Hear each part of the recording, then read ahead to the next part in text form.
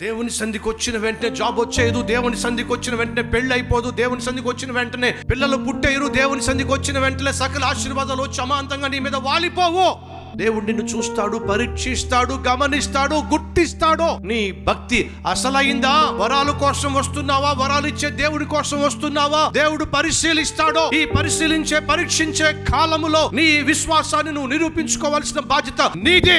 చాలా సందర్భాలు దేవుని సంధికి వచ్చి చేసిన ప్రార్థనకు వెంటనే జవాబు రాకపోతే విసుక్కునే వాళ్ళు, కసురుకునే వాళ్ళు, దేవుని ప్రశ్నించే వాళ్ళు, దేవుని మీద అలిగే వాళ్ళు ఎంతమంది లేరు? అలగద్దు సంఘమా, దేవుని మీద అలిగే ప్రయత్నం చేయొద్దు. ఏదో ఒక వారం వచ్చి ప్రార్థన చేసి దేవుడు జవాబు ఇవ్వకపోతే మరొక వారం మానేసేటటువంటి రకంగా ఉండకండి. ఏదో ఒక వారం ఉపవాసం ఉండి ప్రార్థన చేసి వెంటనే జవాబు రాకపోతే చేతులు ఎత్తేసేవారిగా ఉండకండి. పట్టుదల, మీ ప్రార్థనలో పట్టుదల కావాలి, మీ భక్తిలో పట్టుదల కావాలి, దేవుణ్ణి సేవించే విషయంలో పట్టుదల కావాలి, దేవుని సన్నిధికి వచ్చి ఆరాధించే విషయంలో పట్టుదల కావాలి. పట్టుదల కలిగిన వాడు తాను అనుకున్న దాన్ని సాధించే వరకు వదిలిపెట్టడు.